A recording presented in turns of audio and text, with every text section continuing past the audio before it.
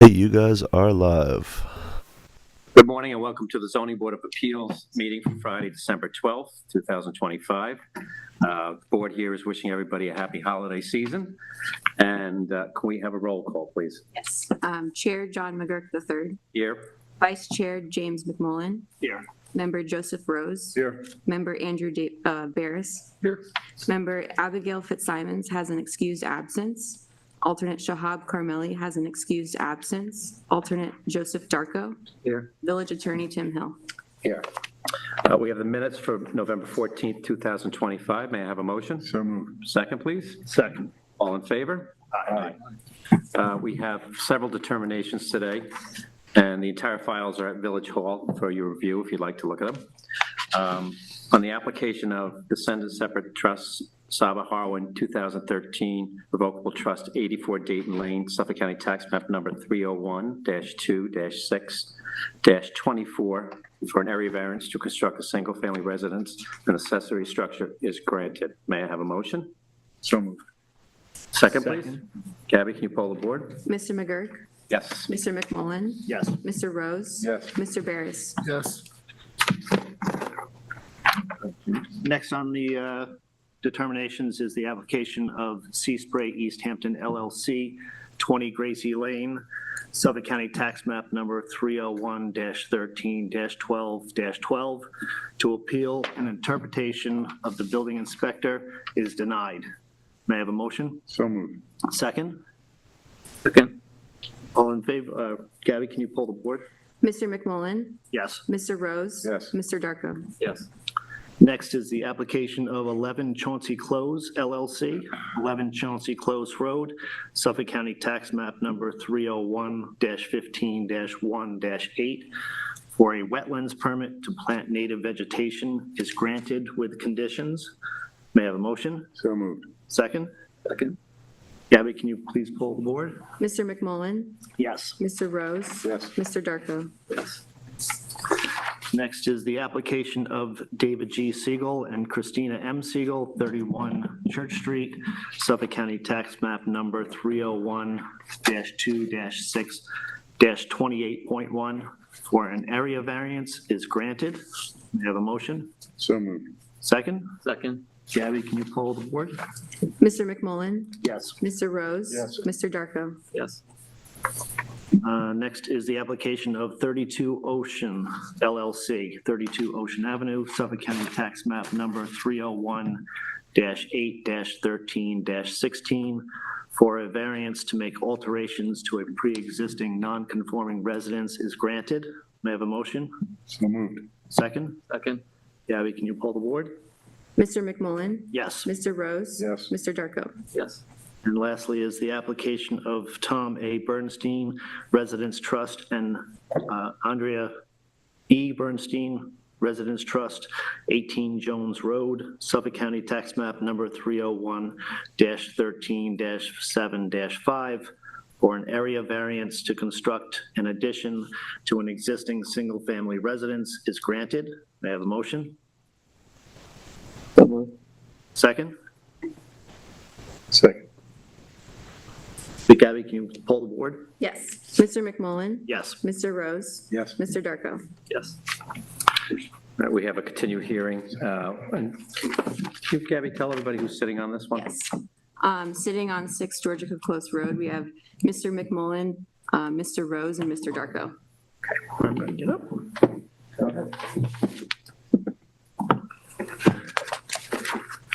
Do we have the applicant here? Morning. Good morning, members of the board. Will Bowman, from Principal at Land Use Ecological Services. We have you sworn in. Sorry about that. Please raise your right hand and state your name and address for the record. William Bowman, Land Use Ecological Services, 570 Expressway Drive South, Medford, New York, 11763. Thank you. Do you swear to tell the truth, the whole truth, and nothing but the truth? Yes. Thank you. Good morning. Will Bowman here, presenting for the applicant and homeowner, Renario Diaversa, who's here in the audience, along with the architect for the project, Brian Glasser.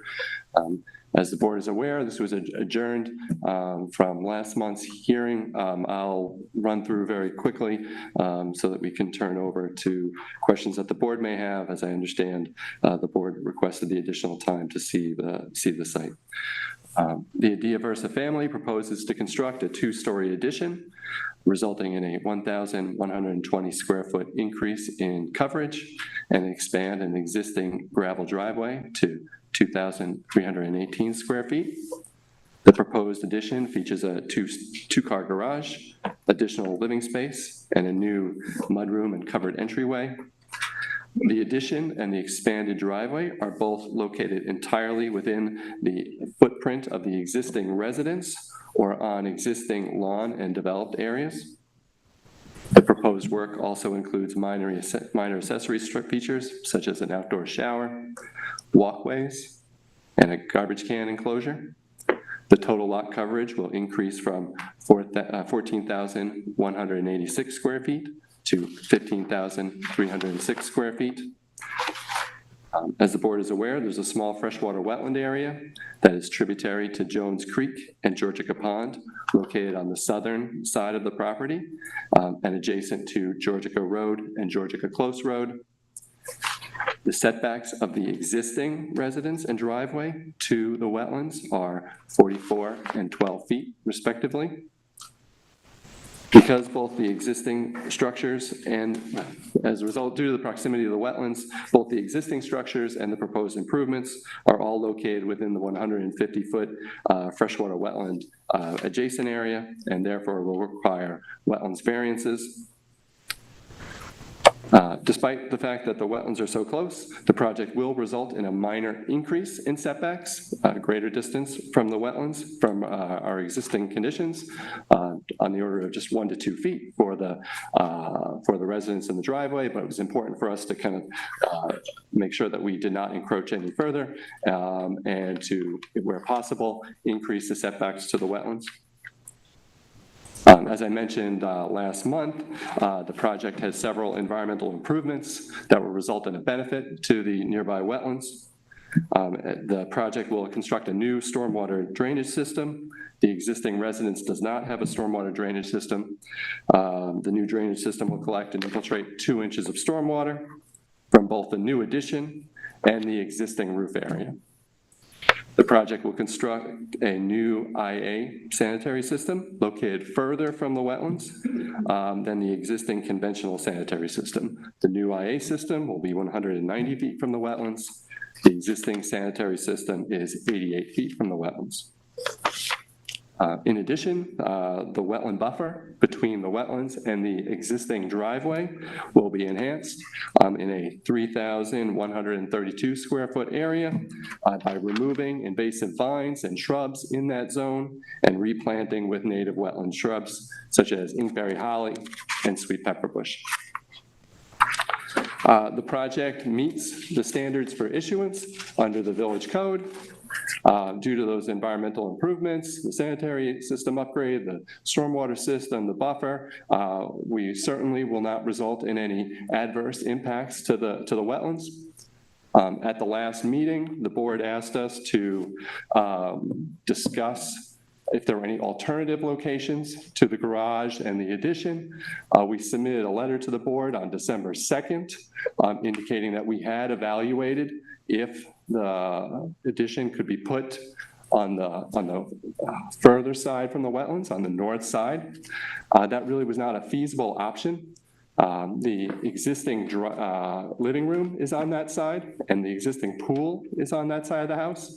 Putting the garage and the addition on that side would disrupt the flow and the aesthetics from inside the living room and the views from that part of the house towards the pool and patio, and put the driveway in its place. In addition, relocating the entire driveway and addition on that side would be a significantly more costly project. And then lastly, due to the fact that even if the applicant were to do that and incur the disruption to the existing residents and the additional cost, I'd have to say that due to the proximity of Georgica Close Road and Georgica Road to the wetlands, only 10 or 15 feet away from the wetlands on those south and west sides, that even if that were to be done, it would not result in any improvement to the ecological quality of the wetlands, which are so close to the existing roadways and receive stormwater runoff from those roadways. Thank you. I know, Joe, you wanted to run out and take a look at this.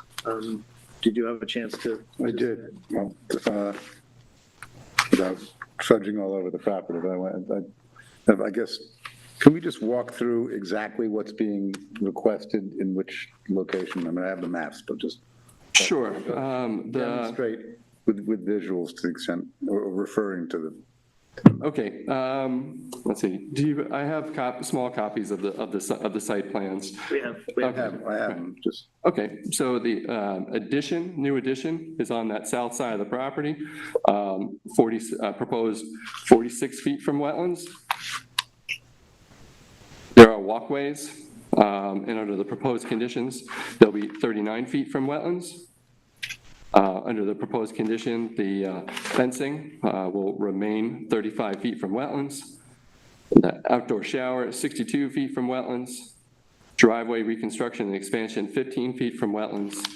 The patio is 78 feet from wetlands. The stormwater drainage structures, the nearest being 85 feet from wetlands. And the new IA septic system, 190 feet from wetlands. But as mentioned, there are all commensurate parts of existing structures that are at those same distances. Yeah, I've had a chance to go out as well and looking at the plans and Mr. Glazer's explanation on why it was done here made a lot of sense to me. Again, it's in an area that is already developed, either by existing structure or lawn. So I feel that that it is placed in the right area. It looks like they are taking all the precautions by containing all the runoff from the house and the new addition, as well as the driveway, and going with the new IA system makes a lot of sense to me. Have anything else to add? So only comment would be, having read the letter, that young children should not be supervised in the pool from the house. Yes, I'll agree. Do you have anything else to add, Joseph? No. No? Okay. Do I have a motion to close the hearing? Second? Second. All in favor? Aye. Thank you. All right, thank you very much. Have a good day. Okay, so we're moving on to the new hearings of today. And Gabby, can you read the first notice, please? Application of 19 Hook Pond Lane LLC, Suffolk County Tax Map Number 301-8-14-4 for area variances from Chapter 278 zoning and a wetlands permit in accordance with Chapter 163 wetlands to construct additions to an existing residence, a brick patio, and a walkway. A wetlands permit is requested in accordance with the provisions of Section 163-3, and variances of 75 feet and 65 feet are requested from Section 278-3A8 to construct a patio and walkway 75 feet and 85 feet from wetlands, where the required wetland setbacks are 150 feet. A 12.7-foot variance is requested from Section 278-3A4A to construct an addition to an existing residence 21.3 feet from the rear yard lot line, where the required rear yard setback is 34 feet. A 5-foot variance is requested from Section 278-3A5D to construct a cellar area way 15 feet from the rear yard lot line, where the required rear yard setback is 20 feet. A 534 square foot variance is requested from Section 278-3A13A to construct additions resulting in a residence containing 8,041 square feet of gross floor area, where the maximum permitted gross floor area is 7,500 square feet.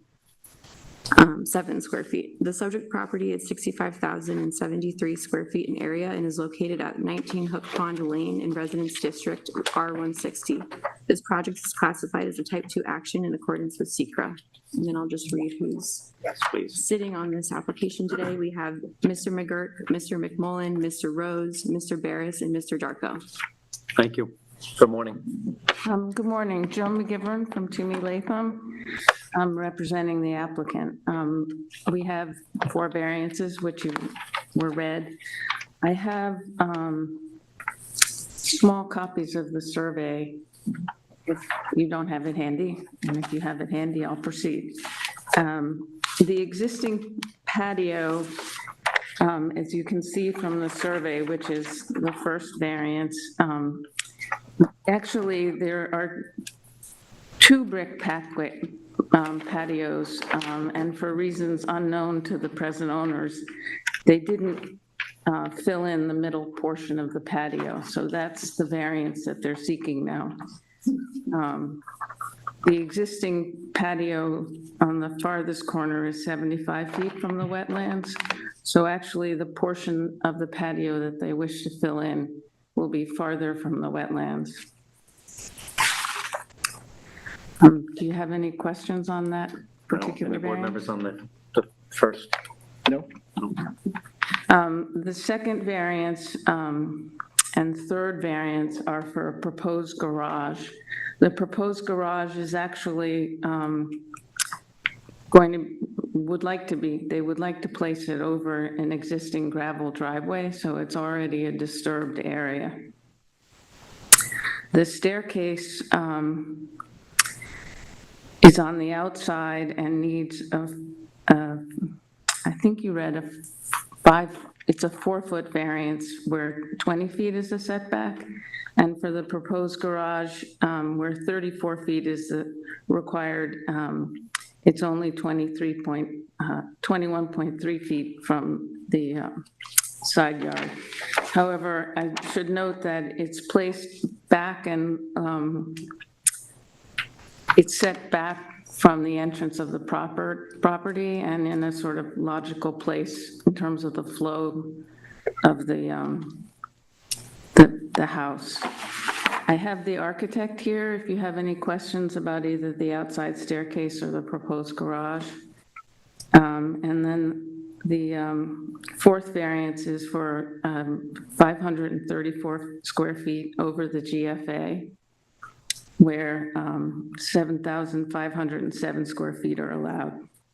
Sorry, I have a frog in my throat. I should add that the proposed coverage is only 17.22%. It's not up to the allowed amount. It's below the allowed amount. And they're also proposing to place a new IA system, and Drew Bennett is here to speak to that. It's placed in a place that's as far away from the wetlands as possible. Okay. Board members? That covers the 4 variances. Thank you. Mr. Rose, you want to know How many cars in this garage? How many bays? I believe it's 5, where there will be 5. Billy, have any comments on this? Okay. Yeah, if this was a detached garage, they wouldn't be over coverage, right? I mean, because they're... Yes, please. Thank you, Joan. Good morning, Chairman, members of the board. Billy Hajak for the village. So your question was if they... Yeah, detach this, would they need the... So, well, if they could fit it somewhere, yeah, a detached garage from the house would not, obviously not count towards their gross floor area. And if it were detached, actually the rear yard setback would be 20 feet, so it would comply with the rear yard setback for an accessory building. And it would comply, they don't have, I think they only have a small shed and a pool house, or a generator shed, so they have ample room for accessory building floor area to construct, a detached garage. So in one sense, you could avoid some of the variances by detaching it, but it might not suit their desired effect of having it connected to the house, and it also expands the second floor, is my understanding of the layout. So there's a second floor recreation room, I believe, above the garage. I just want to clarify. Sure. Clarify that. Thank you. Okay. Board members, any questions? No, the thing that I saw is that it's a 7.1% variance, so I think it's kind of within the 10%. I have a comment, which is that a 5-car garage strikes me as not necessary, and I don't see why we need to grant. I have no problem with an expansion that fits within the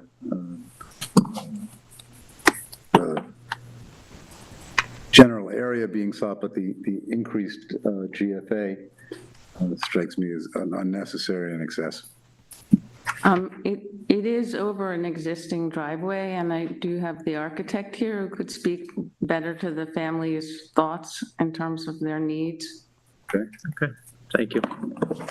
Gabby, can you swear? Yes. Him in? Thank you. I'm just going to swear you in. Please raise your right hand and state your name and address for the record. David Tusher,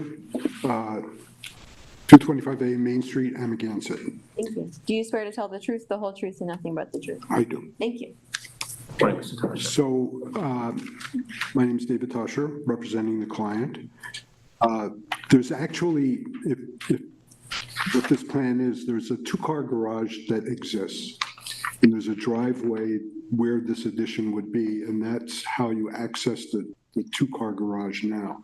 So it's not as though they're asking for a 5-car garage, they're asking to take the 2-car garage, have the 2 bays face the driveway, and add an additional 3-car garage.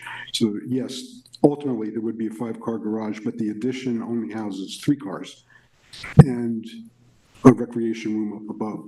That is why I had proposed early on, could we find a place to put this? Billy and I talked about this, and the owner said, no, we want to be able to join the existing building to the new recreation room, because if you were to be in this house, the second floor is really actually under attic space, so much of it. So there's bedrooms underneath there, but a lot of them are headbanger bedrooms, and this would be, a lot of that would be used up as hallway to get to this better recreation room that would have different kind of head heights for them. We investigated every other possibility. If you look at where the pool is now, the garage would have to try to push over to the other side of the pool. It would make the owners have to walk all the way around the pool to get to the garage. So this seemed to be the only sensible place to put it. And as Joan said, it is over existing gravel right now, where the addition would be.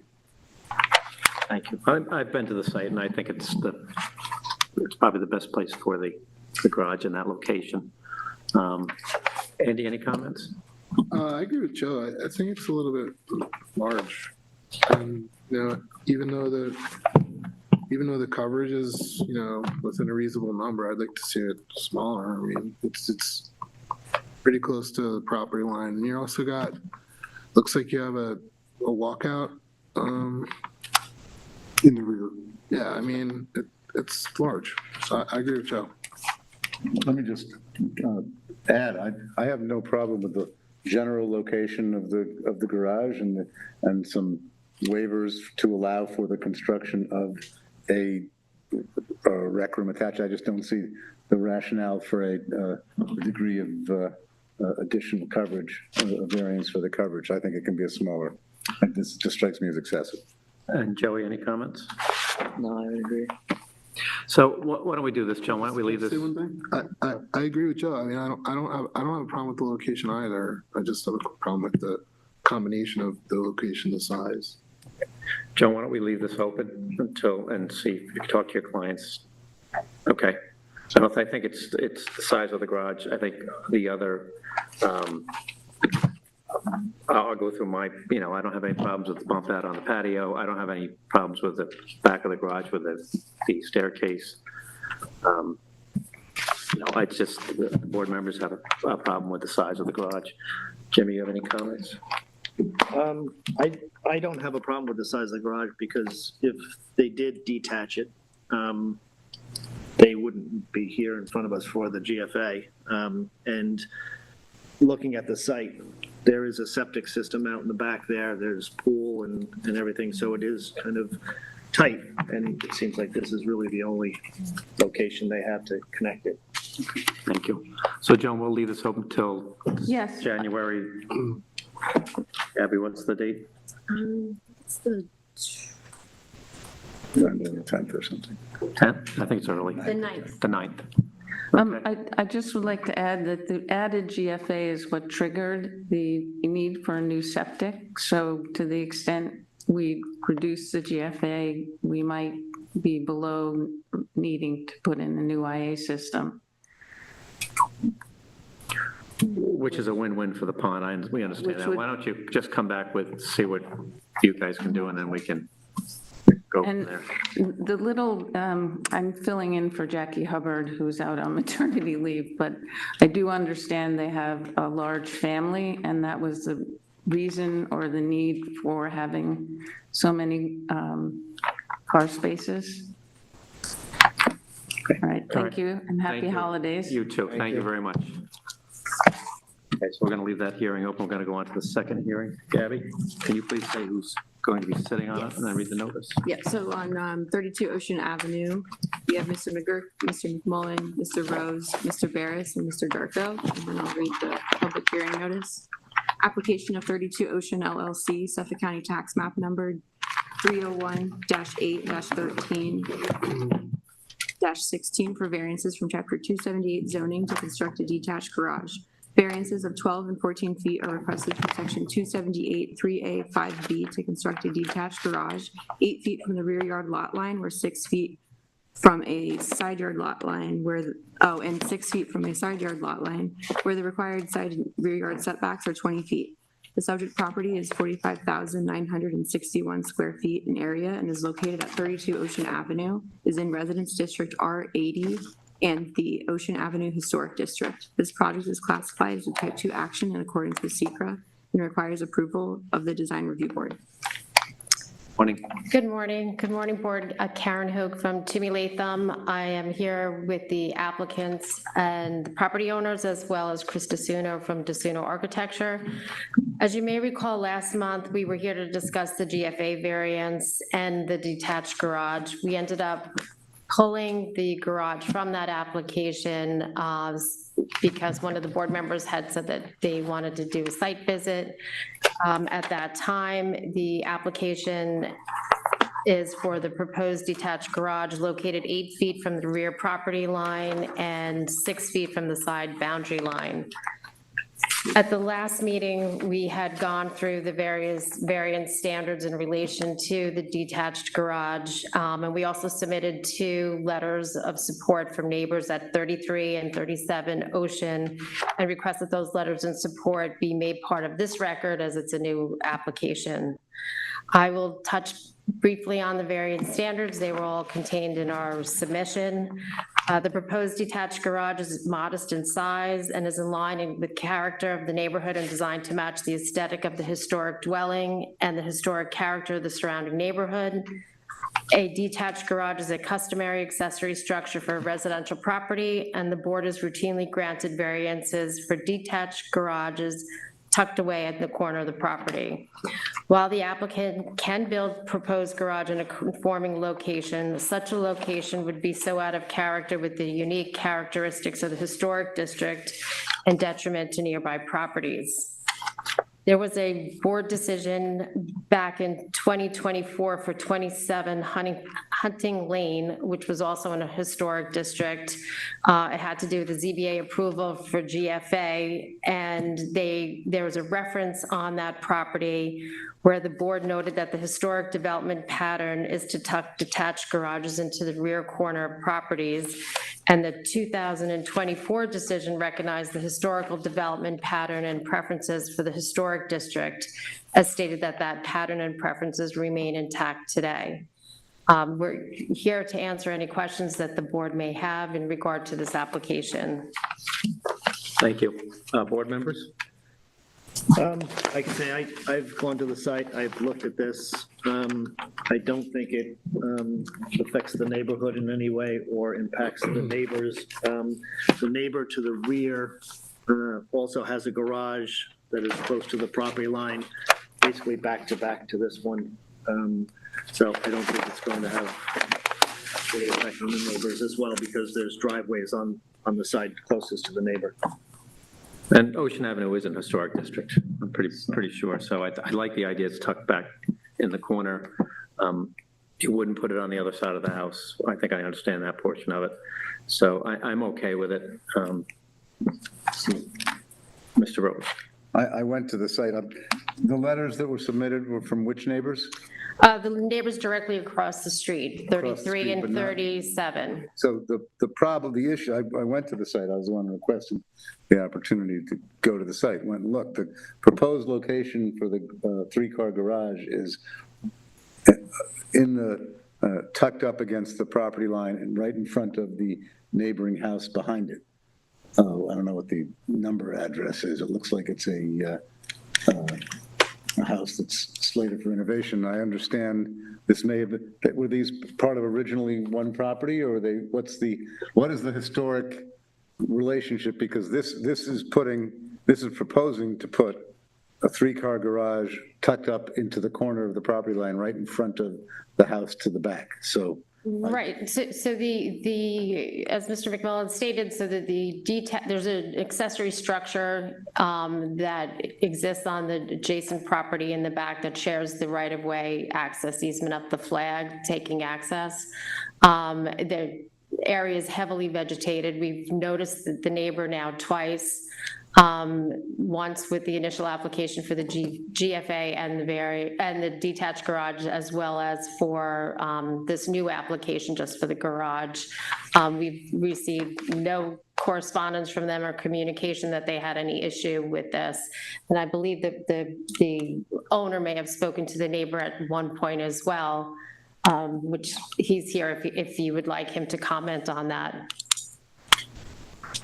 So, I mean, if there has been contact, it would be good to see that documented, because I mean, the whole point of setbacks regulations is to protect and give space between properties and homes and structures on adjoining properties. And this is the only but a potentially real concern I have is the impact on that adjoining property. This is right tucked up in the corner against their property, and I think I understand they've been noticed, but I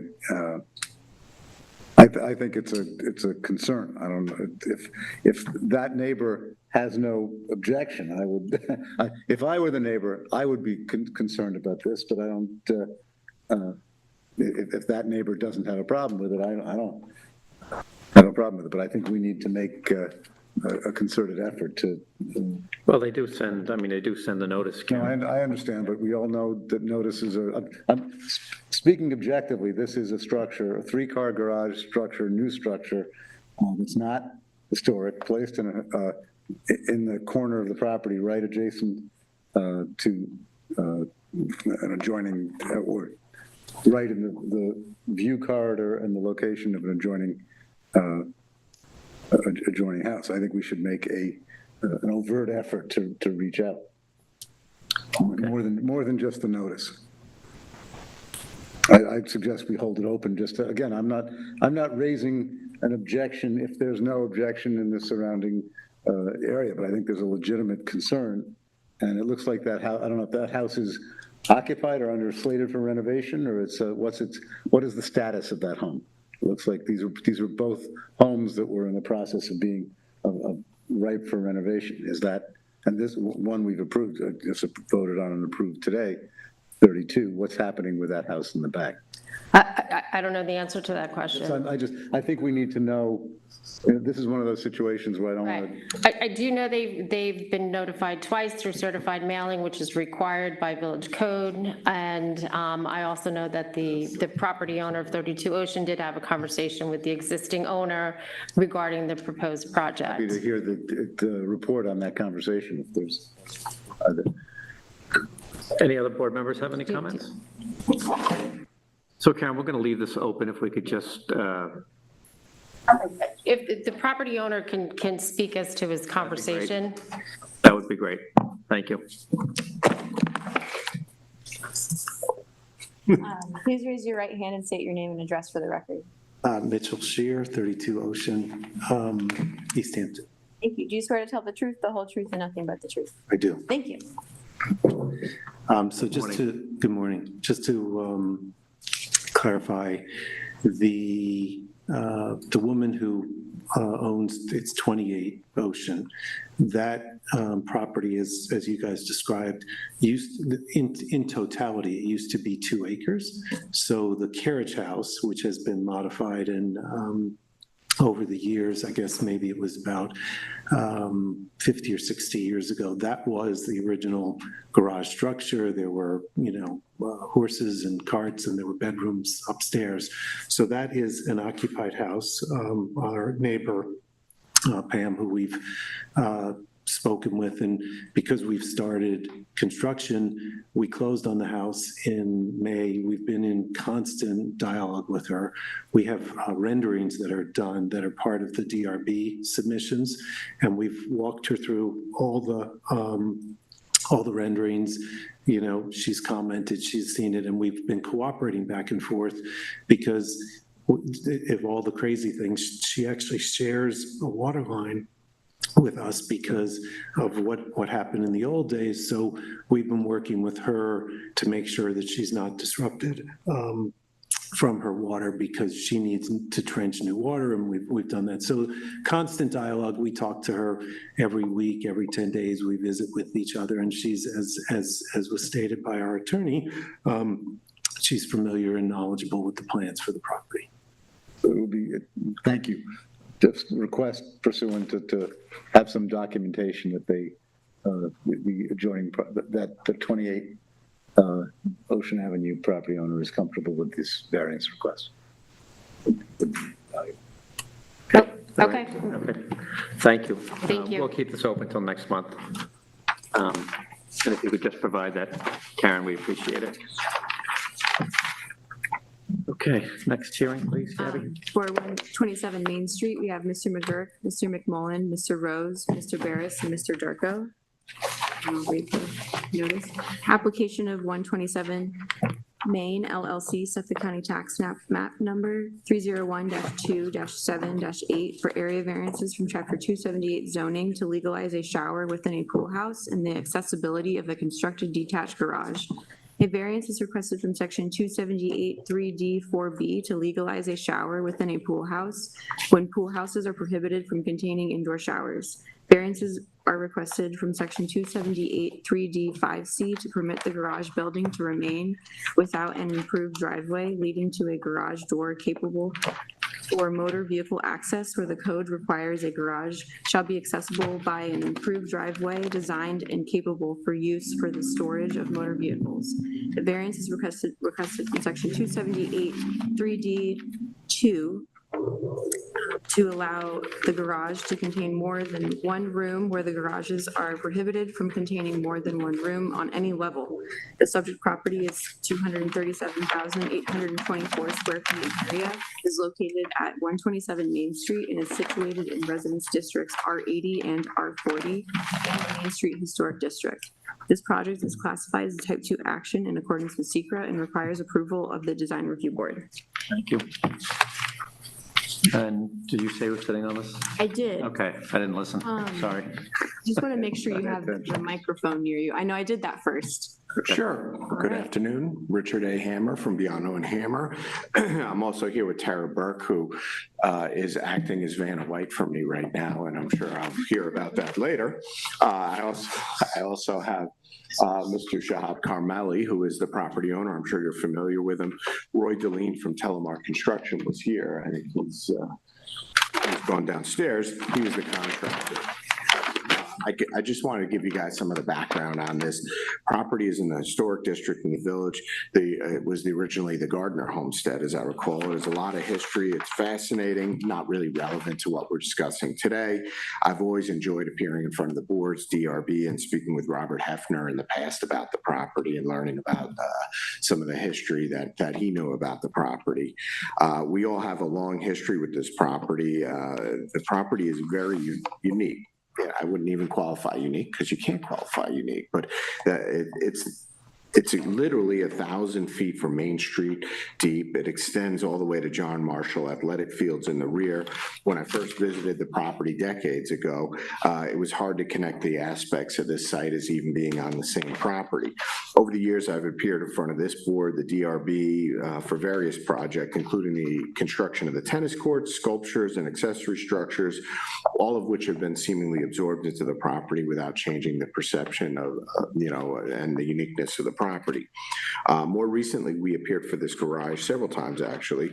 We had a garage, and I wanted to just show you, we just submitted these in color, so they kind of lose a little of their pop when they're not in color, as these are.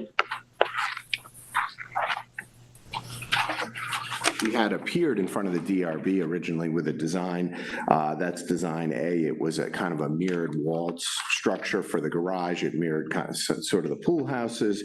That was changed and modified with the DRB's approval into kind of a conservatory design. That was, unfortunately, we were unable to construct that because that was during the COVID era. It was Alitrex, I believe, was the manufacturer of the structure in the UK. We couldn't get, with COVID restrictions, it was very difficult to source it. And we thought it was a good design because it actually went to had double gables, and it was just an interesting design. The design was again morphed into what we thought was more historically contextual design in front of you tonight that kind of incorporates aspects of both prior designs. It's a beautiful building if you haven't visited. Due to the unique nature of the property, none of the designs can be seen from anywhere, more or less, in the village. Basically, you have to be on the property. That's why I submitted pictures of the property for you to look at. The design review board 2 weeks ago was very supportive of the as-built condition, which brings us to why we're appearing in front of the board today.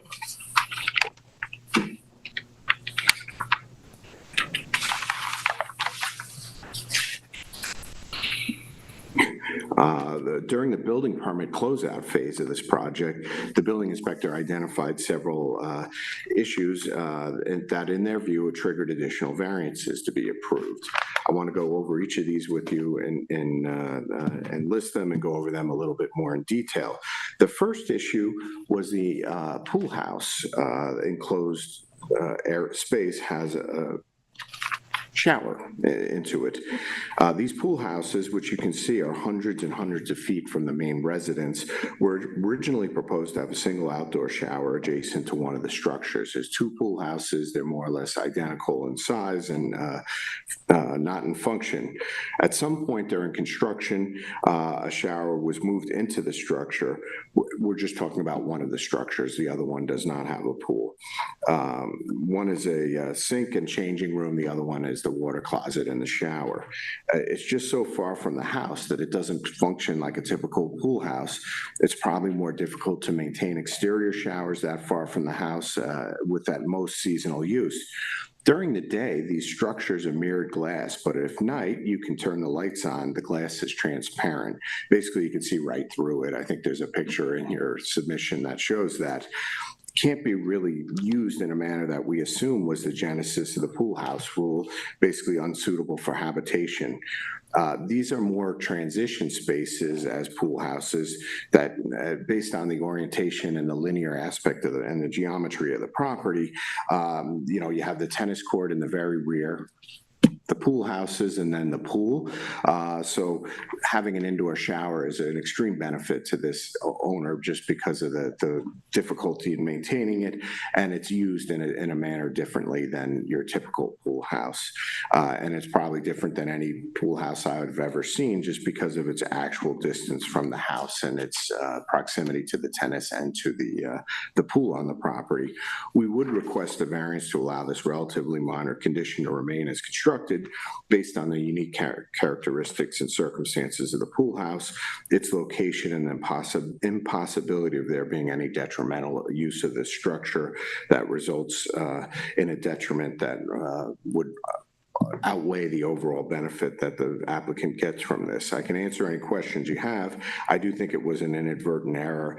That does make a lot of sense based on the remote location of the structure and their construction.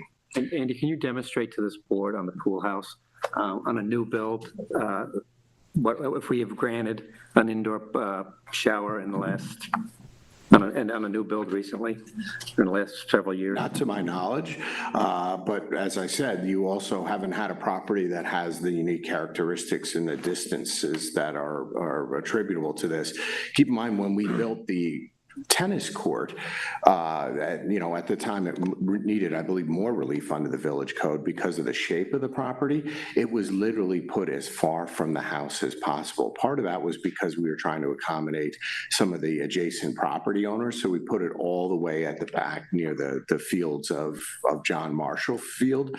So that linear distance was sort of increased by trying to accommodate the board and qualify for the relief that we requested.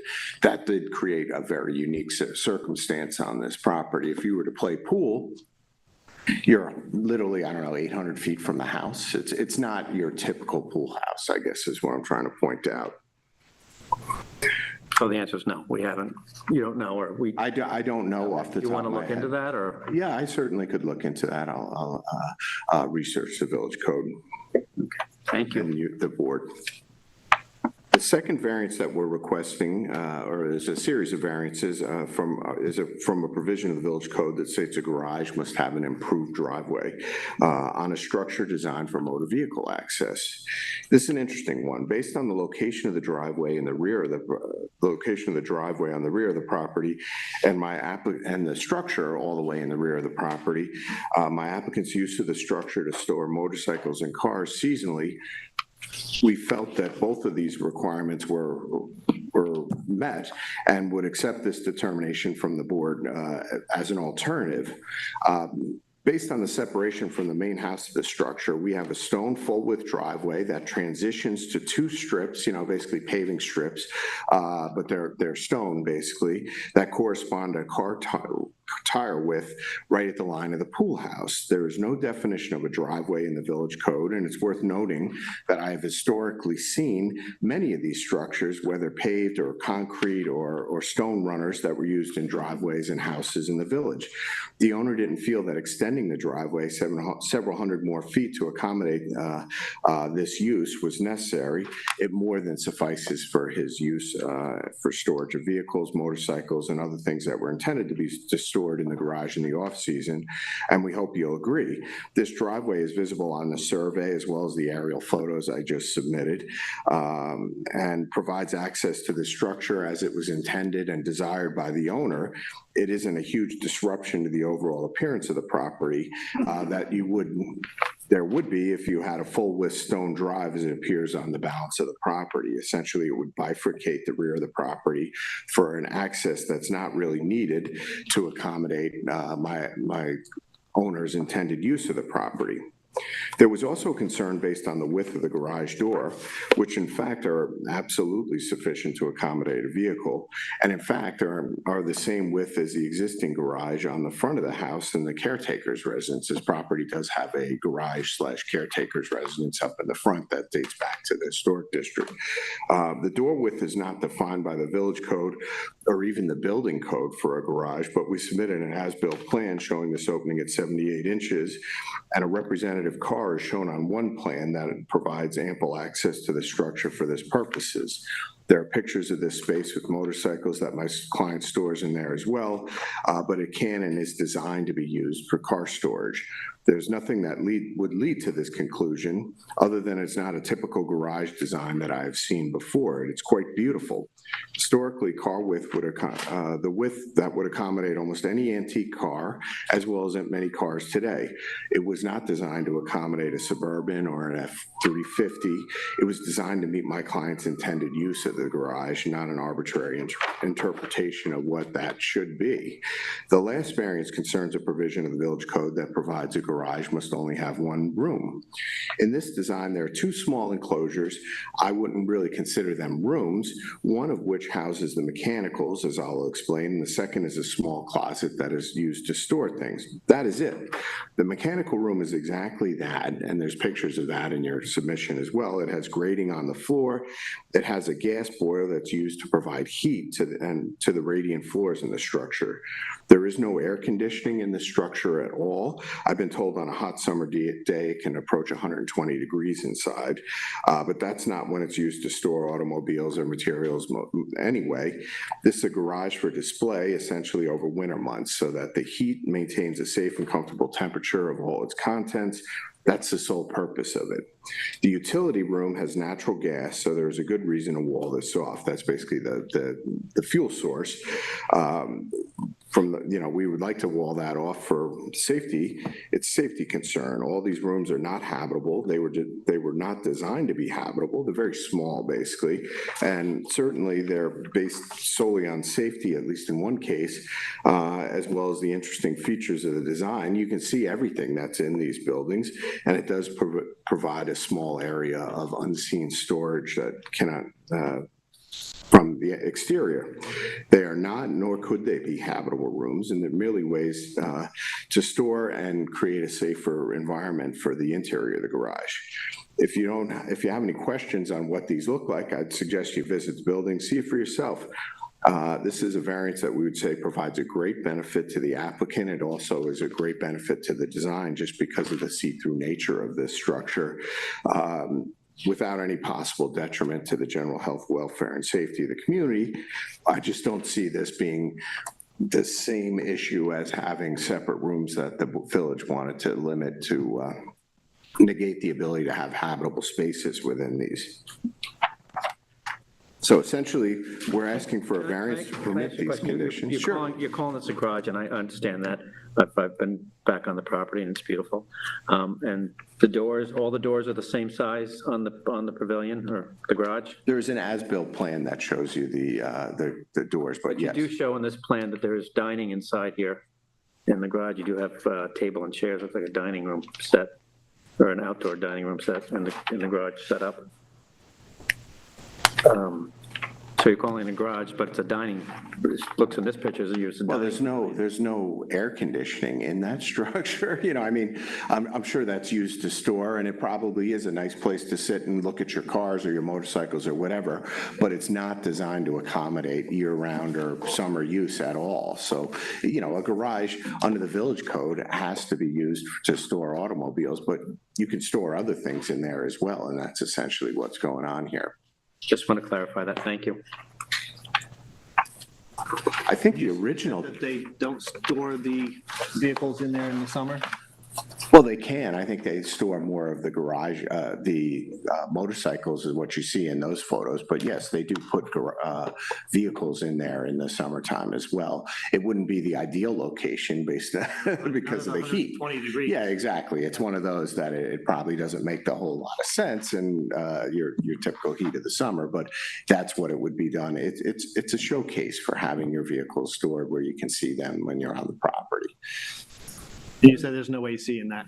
There is no AC in this structure. As a matter of fact, our original design did show conditioned space in this garage, but that was removed because they decided they weren't going to use it, for summer storage, basically, in the same manner. There's going to be no bathroom in the garage?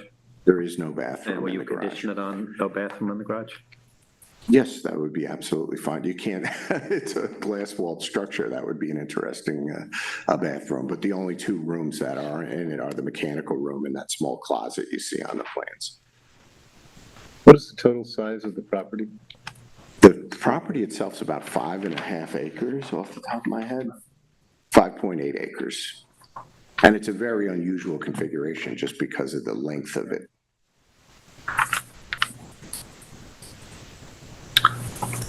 Board members?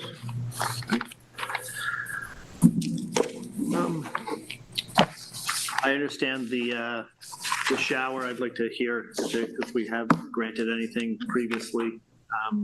The garage does concern me that it's being used for other things, but if they've conditioned it that it won't be used for that, I wouldn't have a problem with it. It's a garage. Remains a garage, yes. I have a question. I'm not sure if it's for you or for Billy but if this were to be treated as an ADU, an accessible, treated not as a garage, but as a Accessory structure? Accessory structure with the potential for living space, it would certainly meet the 60,000 square foot criteria for the ancillary living structure. What would the impact be? I'm not calling for this. I'm just curious. At one point, we actually considered doing some other, this is long before this project, this property is capable of subdivision, it could have ADUs, but what it could be on this property is I don't think this thing would qualify as an ADU just because of its construction. It's, single pane glass construction. You have to meet energy codes. No, I understand. But could it be an ADU? I think it probably could. It would meet the requirements. I don't know if the setbacks for accessory versus principal I assume it might need some way, but within the overall configuration, I'm just trying to understand in terms of the both precedential value and the issues that I sense being raised by the chair and the vice chair. Just trying to understand, because it's a huge property that has presumably lots of latitude in terms of how different structures.